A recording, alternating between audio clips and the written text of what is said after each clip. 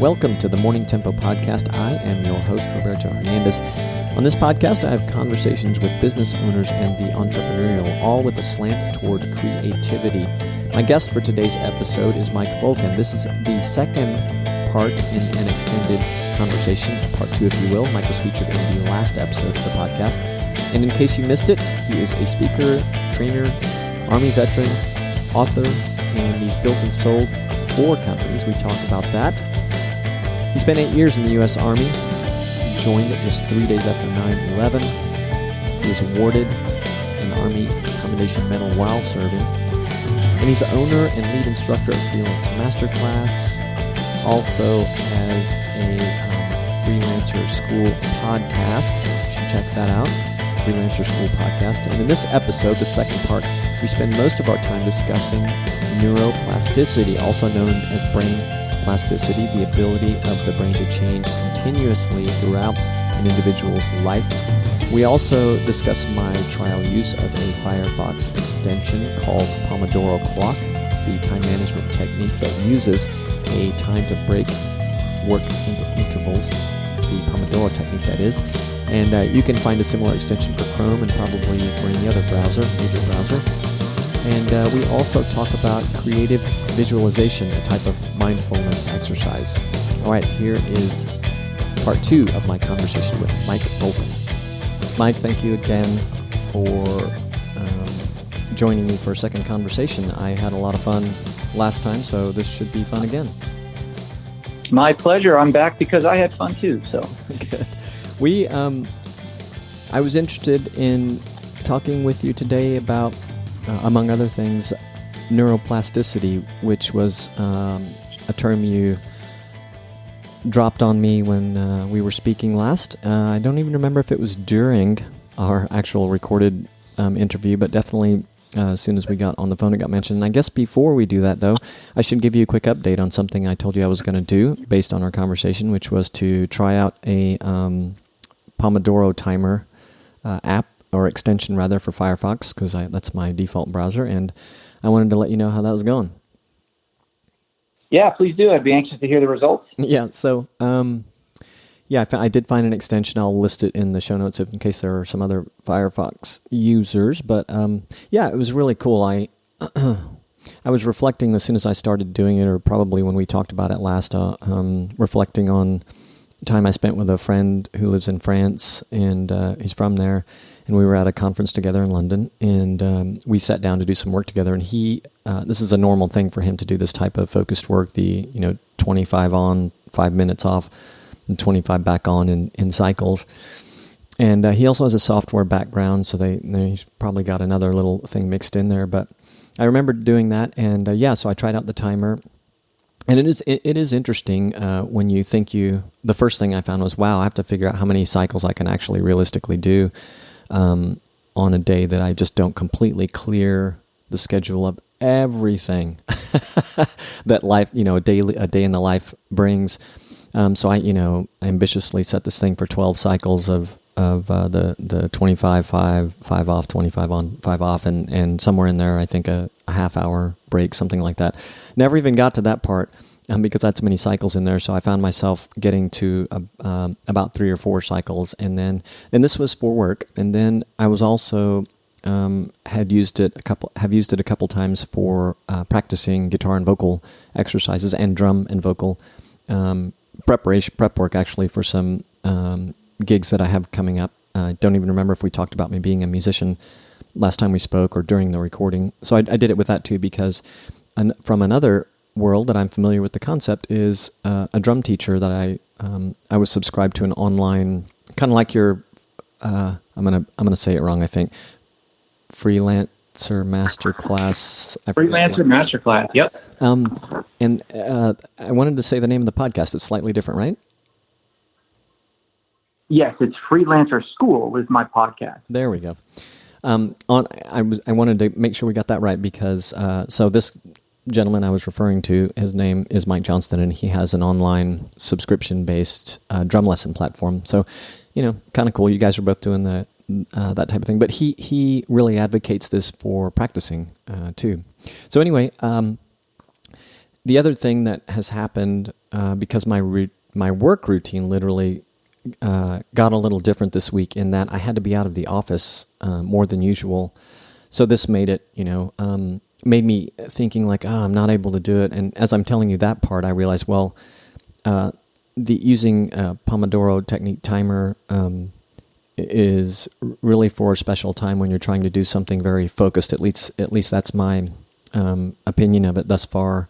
And so there are going to be times where, sure, I'm going to be out of office, I'm going to be commuting or whatever, where I may have to let it go for a little while. But that's kind of my progress report. I'm liking it. I'm going to keep using it. Nice.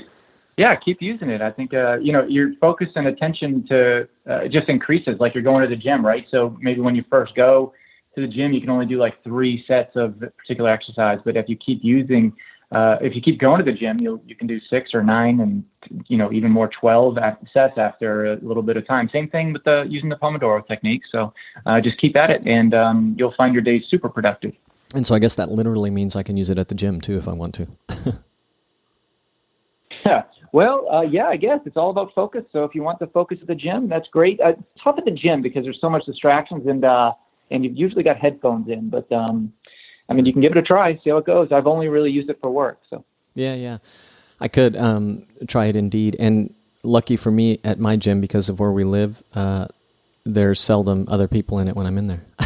So I have a little bit of quiet and less distraction. Go. But yeah. Anyway, thank you very much for bringing it up last time. My wife was fascinated by like, what is that timer? I'm like, have you heard of the Pomodoro technique? And I don't know that she'd ever heard of it, which is kind of interesting because she's the professional world that she's been in. I would have thought that maybe she had, but anyway, it was kind of funny. She kept hearing the timers of my browser plugin go off and getting. Is she using it as well? She's not. I don't know if I'll. I'm always trying these new things to, I guess, optimize life. And she not as much as me. It's kind of funny when I watch her work. She has kind of she doesn't struggle as much with distraction. I've seen her get very focused, and I've seen myself, being a distraction. And so I'm learning like, okay, wait, you're concentrating. I'll leave you alone.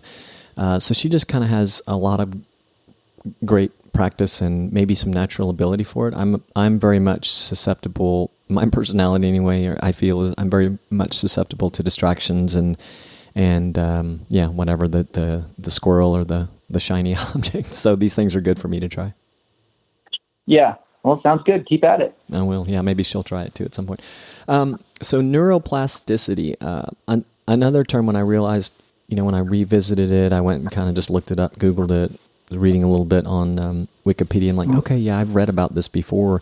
When we talked about it just last week, when you brought it up, I knew what you were alluding to, but I couldn't recall what I had read however long ago it was. So let's talk about it. I'm particularly interested how it applies both to your life and to the lives of those that you are fortunate enough to touch, be it through work or other means.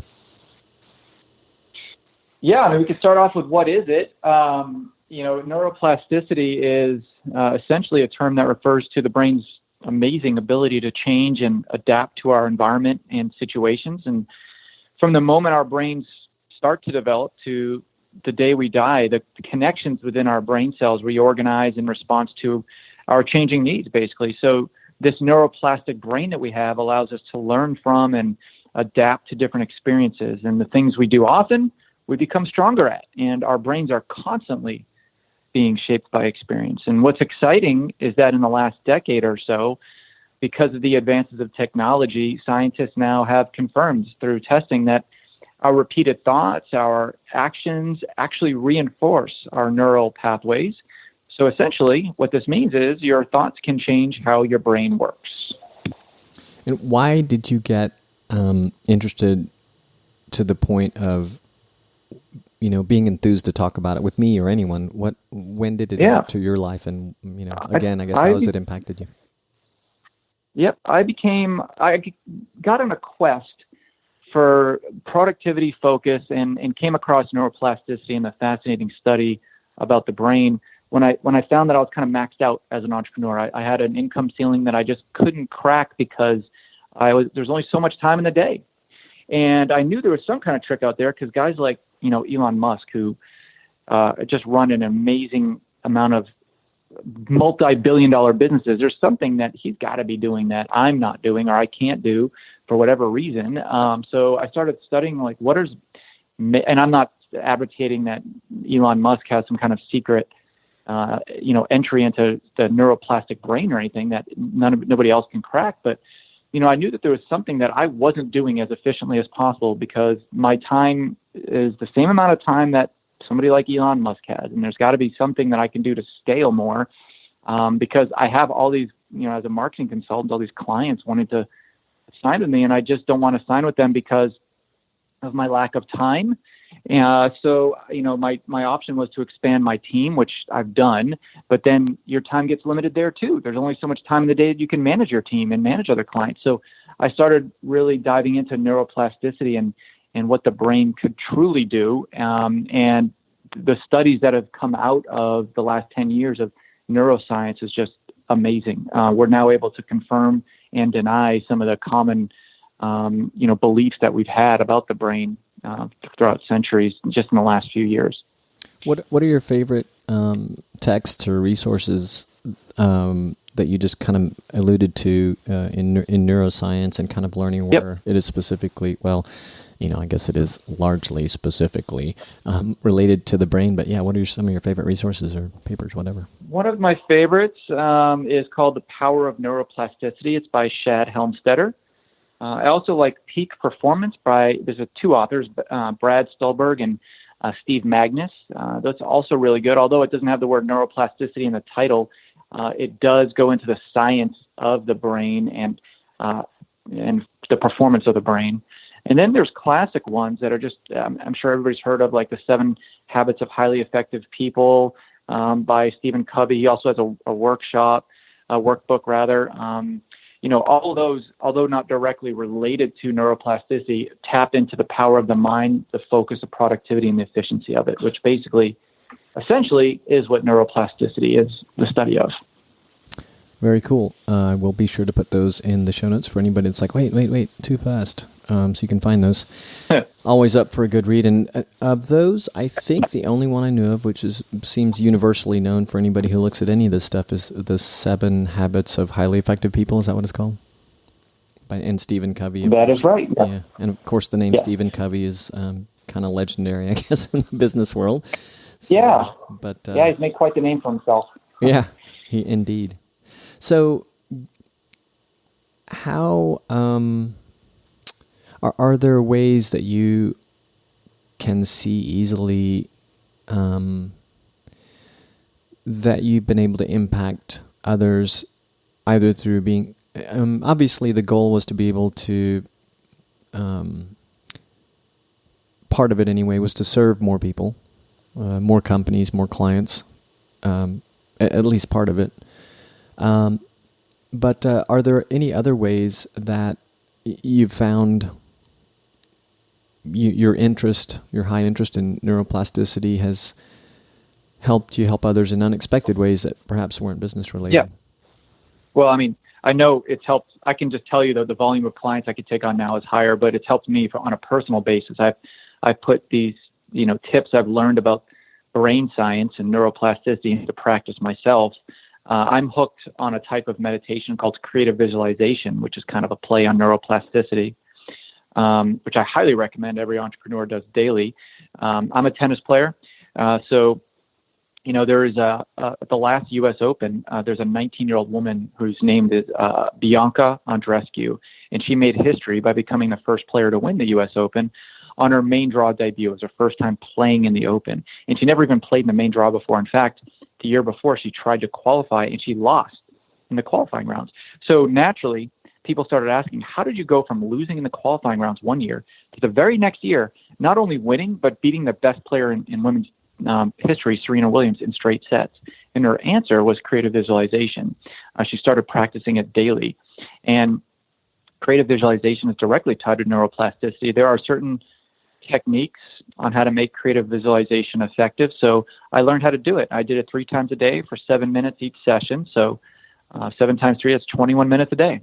And what I did was I just pictured myself playing better tennis, hitting a harder serve right in the corner, holding a trophy over my head, and all those visuals that come with playing a great match. And after 3 weeks of doing this, I had my first match, my first competitive league match. And, I'm in a pretty competitive league. And to be honest, I lose more often than I win. And I played someone who has a good record. And I'll tell you, from hit number one, I knew something was different. And I played out of my mind that day, and my opponent never won a single game. I won 6-0, 6-0. And I've never done that before. And in fact, after the match, this opponent got in his car and stormed off, complained to the team captain that I was some kind of ringer in the wrong league. And, so from then on, I was hooked, and I've been playing great tennis ever since. The following week, I actually won 6-2, 6-0. So there is no reason that any entrepreneur listening can't improve their skills through creative visualization. They just have to believe that it will work and understand that it is an overnight process. And I mentioned at the beginning of the podcast, going to the gym, you got to think about it like that. Nothing that is worthwhile works immediately. So it took 3 weeks for me to see the very basics of the benefit. It might take you 3 months, but just know that there is science, proven science behind the fact that creative visualization does work. And in that book recommendation, The Power of Neuroplasticity by Chad Helmstetter, he does go into how to do creative visualization. That's where I learned how to do my techniques. That is very interesting to me. And I think I have heard this loosely referred to, and maybe this will, maybe it's something that you know about and can confirm, or maybe it's just something that we'll both go look into. But I'm sure it was very likely in a podcast interview, someone referred to Muhammad Ali, that he had done a lot of visualization, I believe, leading up to the first big match that he had with George Foreman that he ended up winning. Oh, interesting. Yeah, and so it sounds like you had not heard about that, but now I want to kind of go back and look into the folklore or whatever of this and see if it has been referred to as the creative visualization or something akin to it. And yeah, I mean, look, creative visualization has been around for a long time. It's just now becoming popular because we're now able to confirm that it does work. I mean, there's been tests that have proven that it creates actual neural pathway connections because your brain doesn't know the difference between imagination and reality when you do it. And if it lets you exude confidence. All my strokes were perfect that day. I was taking excellent coordination. I was moving like Muhammad Ali on the court. So, if your brain thinks that it can do it, it will do it the next time it goes out and has a chance to apply it in real life. Yeah, I love this topic too, because I was sitting here trying to think how long it's been since I started meditating, and I know it's approaching 20 years, but even so, and I want to ask you too, how much this technique, because you said creative visualization meditation or something like that. So I immediately started thinking about different types of meditation. And so even having done it near 20 years, I always go through periods where, it's not working anymore. I'm struggling, and then I will come back, which I've kind of gone through one of those cycles recently, and I've come back to doing it. So I have decided recently, not the first time, I've decided this too, like I should explore some different types of meditation, because that often in the past for me has done wonders to get, kind of reinvigorate my efforts or kind of enthuse me more about it and stave off the discouragement. But is what you mentioned in the aspect of meditation, is it, can it be classified as a method of meditation as the general public might view meditation?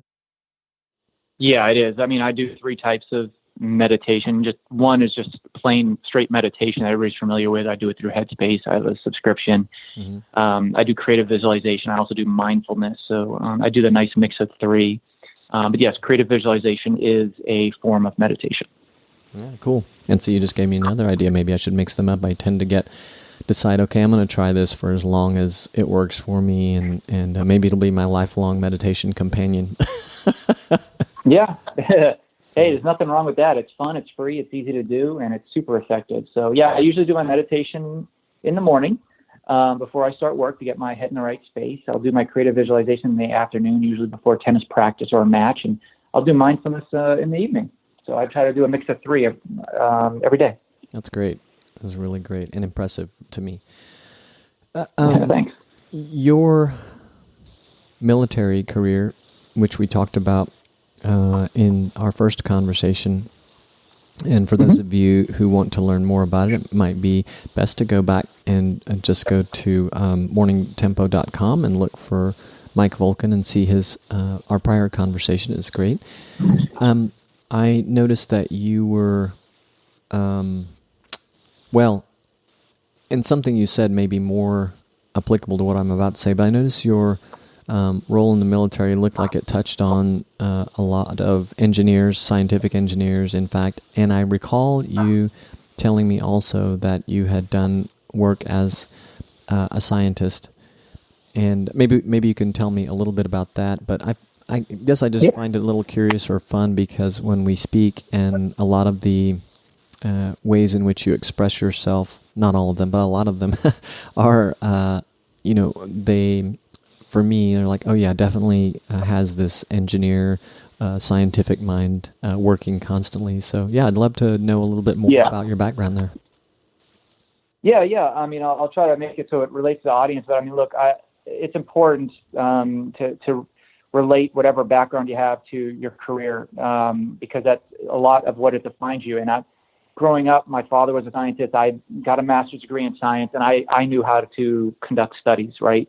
I spent a lot of time in the lab. I spent a lot of time in the field doing studies, making studies for other companies as an environmental consultant for the first few years of my life. Even though I really didn't like it, that's what I was trained to do and what I was kind of pushed into doing. But it really defines me as a marketer now because I use studies, A/B tests, analytics to really deep dive and diagnose a company's issue or possible marketing strategy. So it still defines me, but that's what makes me a versatile marketer, I believe, is that I did have another career and I've carried those best skill sets over to being a marketer. And same with my Army career, even though I probably wouldn't call it a career, it was 8 years long. But I'll tell you, I mean, I learned a lot about leadership during those 8 years, more so than the rest of my life combined. So that too has carried over to what I'm doing now. Yeah, I bet. I would underscore what you said about how valuable, or implied that how valuable that is to the world of marketing and your career as a, at least some of it as a providing marketing consulting. And I suppose that, there are a lot of us that are in marketing who may feel more or less creative and not so much scientific in our methodologies, even though it's well known that some of the testing that you mentioned is just, it's part of marketing. But it does make me realize that, boy, what a great personality type to bring on to your team or to partnership with. If you are someone who doesn't have a background in doing things like conducting studies and who'd spent so much time developing tests and using studies to prove points. So yeah, it's good stuff. Yeah, thanks. I mean, it's part of a long career that I've had that I find it's really important for me in my career, and hopefully for your listeners as well, to just never stay static. I mean, if you feel like doing a career change, just listen to your heart. The money will follow, and that's kind of what I did. I mean, I was making a good living as an environmental consultant. I dropped everything to join the Army, where I was making, without exaggeration, 1/4 of what I was at my salary job. So, but it all, circles back to what I'm doing now, and every single thing I've done in my career has kind of culminated to where I'm at now. Yeah, and I'm personally always fascinated with, and I think that kind of saying exactly what you said, perhaps in a slightly different way, is that we should pay attention to, well, I'm fascinated by transferable skills that people have from one career that has seemingly no relation to another, but I think it's great for us to think about or get help identifying transferable skills that we have that may turn out to lead us to something we never even thought of doing, or may help us lose a little fear about doing something that we really do want to do, because it may turn out that we have, a lot more transferable skill sets than we realized. Yeah. Yeah. It's I'm fascinated by that too. Transferable skill sets. As an entrepreneur coach, I actually, that's one of the things I do initially when I take on a new client is I try to get the history of the person because I want to see what their background is, what their initial passion was, and what they could have taken with them to their new career that they're embarking on. Yeah, makes sense. Earlier you mentioned motivation for trying to get past an income ceiling you had felt you reached. You'd done a lot of things that you knew had been helpful, but you felt like clearly there was something missing. And I think obviously a lot of us feel that we watch people who seemingly are able to do so much more, and many or maybe most of us realize that that person is probably not that much smarter than we are if they are, but they have some things figured out that we don't, which maybe does make them smarter, but that they're, as you had implied, there are things that we can learn to do that would help us be more productive. But I was just a little curious to know if there's something you can pinpoint in your business journey that made you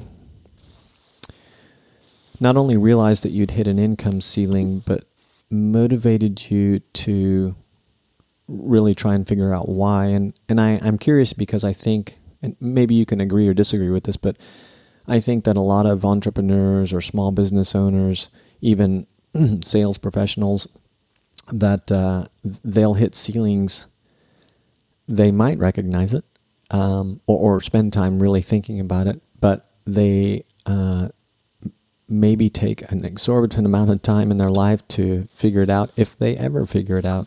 So is there something that kind of stands out in memory for you? And I suspect there is, that I guess motivated you or just made you really zero in on the likelihood that there was a way around this. Yeah. I mean, look, I track goals weekly. Every Friday I commit an hour to checking out my goals spreadsheet. I have a yearly goal, which I break down into quarterly chunks, and then I track them weekly. And when you see a pattern like that of just consistent earnings and you're totally maxed out on your time and you're stressed because you're behind on work, I mean, that is a ceiling. And there's two types of ceilings. There's an interest ceiling, and then there's a revenue ceiling. And what I was referring to earlier was a revenue ceiling. I just knew that something had to change because I was maxed out on time, I was falling behind on work, and my income wasn't going up. So never get complacent with your revenue, but more importantly, your interest ceiling. I mean, that's your work is almost the definition of your life to very many people. And if you're not interested in what you're doing, then just like your body changes every 7 years, your habits, your allergies, I mean, your interests do as well. So you got to kind of modify what you're doing. For example, I mean, I've been a fractional CMO for many years doing consulting, marketing leadership for small businesses. My interest is slightly changing. I'm still interested in it, but I want to do some public speaking, something that was never even on my radar 2 years ago. So I'm making a conscious effort to educate myself on how to be a great public speaker and going on tour and all that good stuff. So, I mean, just keep an eye out for both of those, both an interest ceiling and a revenue ceiling. Well, speaking of public speaking, I think you and I ran into each other out on the internet or by email through each other's inboxes about the time that one of my guests for this podcast. I saw that. Yeah, Doris Pickering. And I was curious if you had given that a listen or looked into her work. I did listen to it. I haven't heard of her before she was on your podcast, though, but it was a good episode. Yeah, she's a great lady, and well, I hope you liked it. I thought it was a really neat episode. I got a note from my editor, and he said, "I want you to personally thank Dorothy for me because in listening to the conversation you had with her, he didn't go into detail, but he said that's something that she shared during our conversation really made him." Helped him take a step back and look at some things that were happening in his life. And I thought that was really great. And very cool. I'm sure she enjoyed it too. I'm still kind of in the education phase. I've done some public speaking, just not getting paid for it. I did it for lead generation. But my goal now is to teach myself. I'm signed up for a couple courses. I got some off of Udemy, that course site, Udemy. I've got another course too, got a couple books. So right now I'm kind of in education phase, but I imagine my approach would be, since it's really hard to break into the speaking circuit, I mean, there's so much competition out there, start developing those relationships, because this is more than just a business where you can send a couple cold emails and get on stage. I mean, event managers are putting a lot of faith in you. When people are paying hundreds of dollars to attend a conference and they put you on stage, you got to be damn good at what you do. So I imagine my approach would be get up there on stage, get myself filmed, get a good show reel going, and start developing those relationships, with event managers. Do you have aspirations to do it for a fee?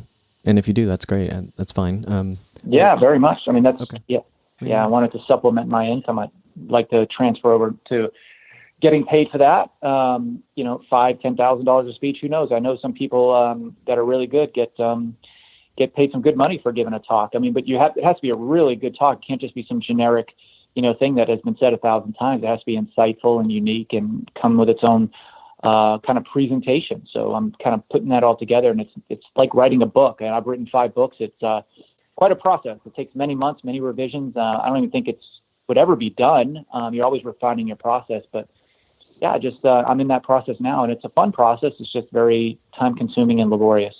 That's cool. And I was asking the question too because I'm just fascinated with the different motivations for doing public speaking, and there are different motivations within the motivation of being compensated for it. But and in that, I know that many or most public speakers are not into it just for solely for compensation. Everybody's trying to enhance the lives or professions of others who are out there doing it, particularly the good ones.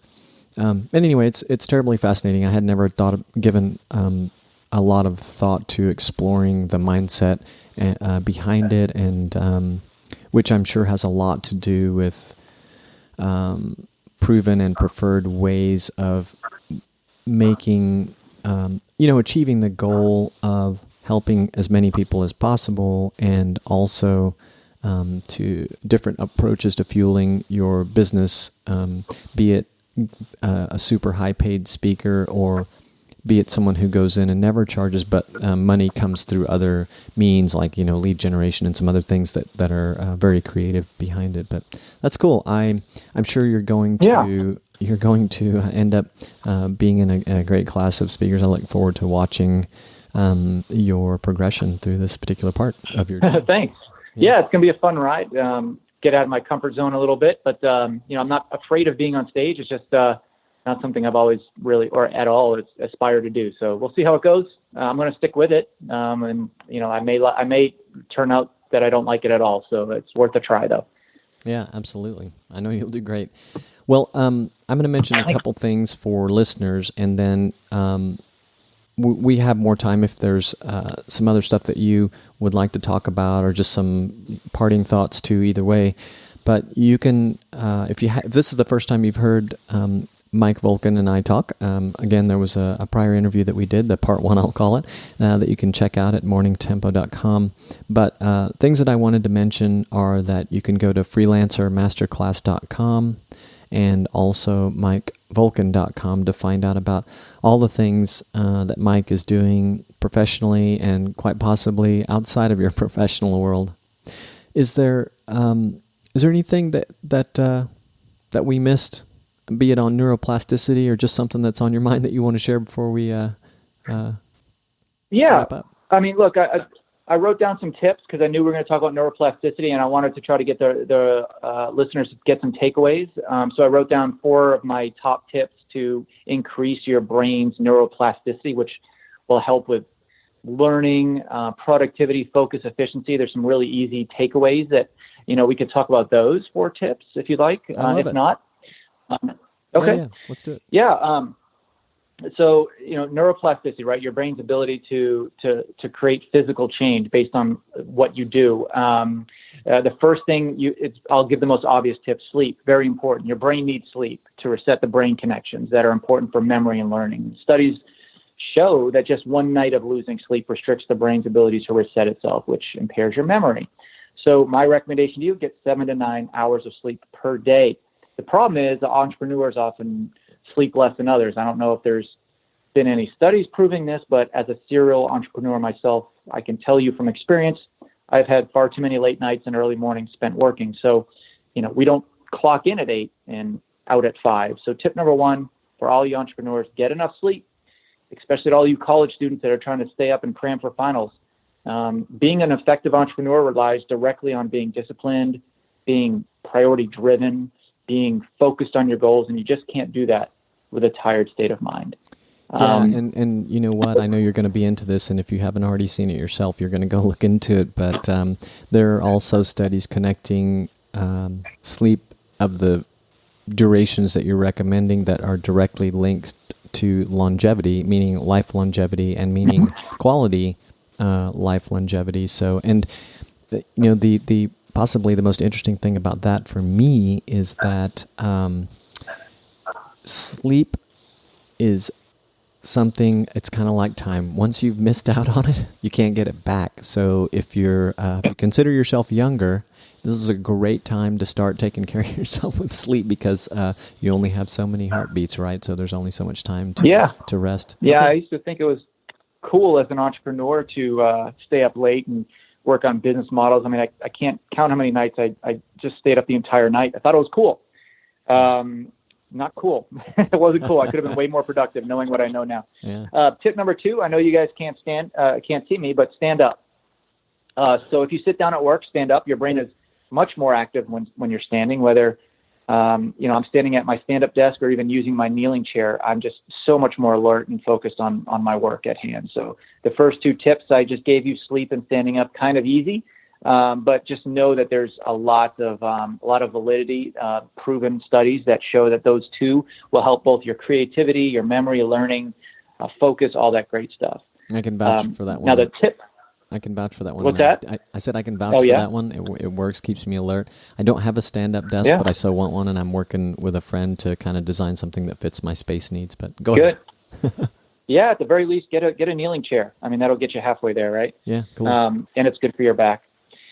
Tip number 3 would be to continue learning. You need to learn something new, learn a new language, read a new book, play a new sport, strengthen your skills as an entrepreneur by taking an online course, whatever sounds fun to you. If you exercise, try a new workout. Learning something new strengthens the brain and keeps it neuroplastic. Speaking of exercising, that's another thing you can do to help your brain because exercising increases the oxygen supply to your brain, which helps on a number of levels. So that's my tip number 3 is to continue learning. And sub tip of that is exercise daily. Great. Love it. Another last tip I would say, reducing stress. The best way to do that is daily meditation. You and me are both a fan. Also mindfulness. It's free. It's super easy to learn. It's quick to do and can be done anywhere. So there's really no excuse. And I started meditating last year for 10 minutes a day, and within 2 weeks, I started noticing a difference. And if you have a smartphone, I mentioned Headspace. There's lots of apps that will help with this. First few lessons, totally free.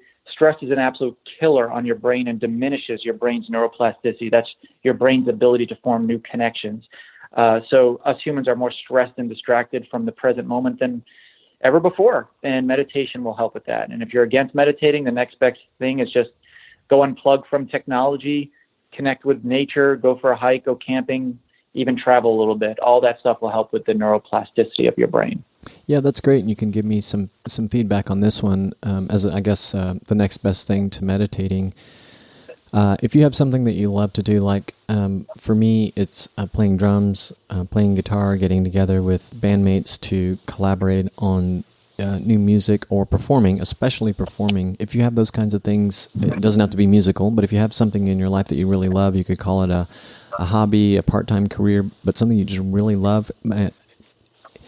Those kinds of things can just take your mind away from everything except that thing that you love while you're doing it. And one other one that I've been striving to integrate more in my daily life or weekly life is just to take a little time out to do nothing. And for me, that means going on to our balcony and just sitting, staring out toward the beach or whatever you want to stare out at and just do nothing. Quiet time. Yeah, some quiet time, just doing nothing. I think that kind of helps too.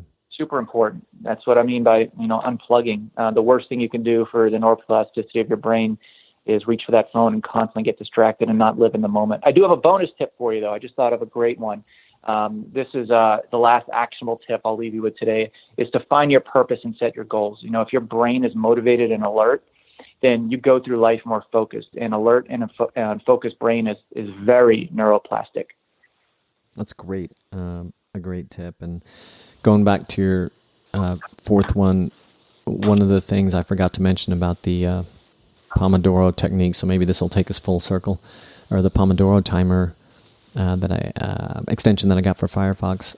One of the things that's a recurring challenge also with it for me is in that break to do something completely different. And when you work as I do, and probably you do, spending a great deal of your time working with a laptop or some other digital device, so important or impactful to do anything but something that has to do with either one of those devices, whether it's for pleasure or not. But I think you had recommended, and I have a dog, walking your dog or doing anything Sure. like that. So I really, I like that, and I discovered, wow, that's a little challenging for me, but it's good. It's good practice.